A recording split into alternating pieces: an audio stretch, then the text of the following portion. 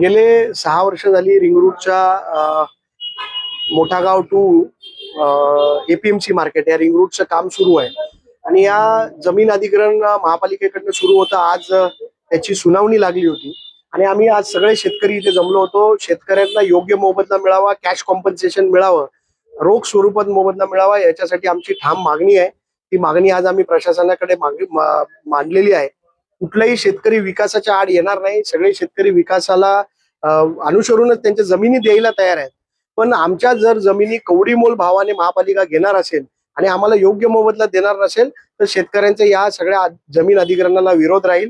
माझी प्रशासनाला विनंती आहे की आम्ही आमच्या जमिनी, हक्काच्या जमिनी, आम्ही एवढी वर्ष जपून ठेवलेल्या जमिनी जर प्रशासनाला आमच्या या विकास कामासाठी द्यायला तयार आहे तर प्रशासनाने आम्हाला याच्या मोबदल्यामध्ये आमचा योग्य मोबदला जो सरकारी नियमानुसार आहे, आम्ही कुठल्याही नियमाच्या बाहेर जाऊन मागत नाही, आम्ही नियमानुसार जो मोबदला आहे तो आम्हाला सरकारने द्यावा. याच्यासाठी आम्ही सरकारकडे पाठपुरावा देखील करणार आहे आणि आज आम्ही प्रशासनाकडे आमची मागणी केलेली आहे.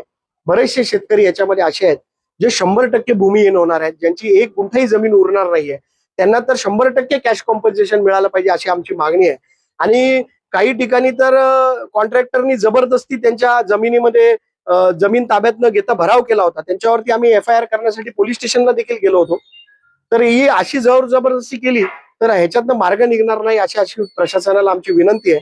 आणि या रिंग रूट झाल्यामुळे कल्याण डोंबिवली महानगरपालिकेमध्ये भरमसाठ विकास होणार आहे आणि ते विकासाच्या मोबदला देखील महापालिकेला मिळेल. ते शेतकऱ्यांना योग्य मोबदला मिळावा याच्यासाठी आता आयुक्तांबरोबर एक बैठक तातडीने लावावी अशी आम्ही विनंती केलेली आहे आणि शेतकऱ्यांवरती जोर जबरदस्ती करू नये अशी देखील प्रशासनाला विनंती केली. बघा, सरकारच्या धोरणानुसार एखाद्या शेतकऱ्याला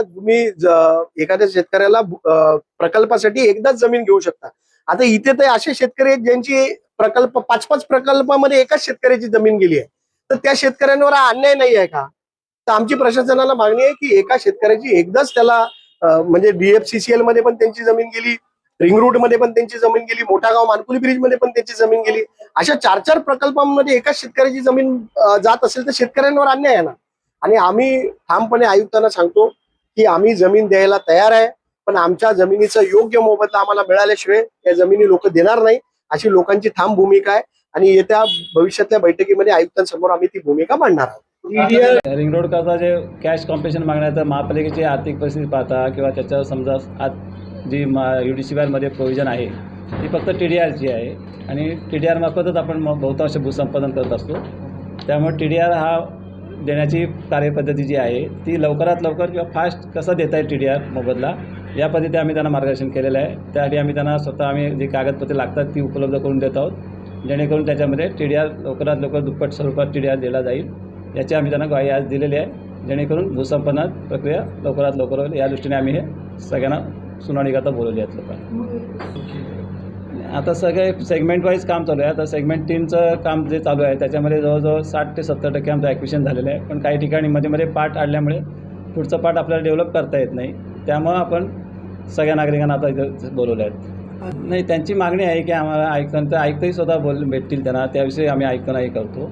आणि आमचं तेवढंच होतं, कन्व्हिन्स करत होतो आम्ही म्हणता की TDR मार्फत तुम्ही एक करा, जागा घ्या, आपला मोबदला तुम्हाला मिळेल, जेणेकरून आम्हाला लँड ॲक्विजिशन आमचं सुलभ होईल.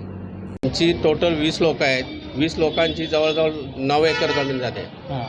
काय मागणी तुमची? मागणी आमची पैशाच्या स्वरूपात आहे. आम्हाला TDR नको, कारण काही लोकांना घर बांधायला सुद्धा जागा ओढत नाही. तर त्या हिशोबाने आम्हाला पैसे दिले आहे तर कुठेतरी घर घेता येईल, कुठे ब्लॉक घेता येईल, जागा घेऊन घर बांधला जाईल ही आमची अपेक्षा आहे शासनाकडे.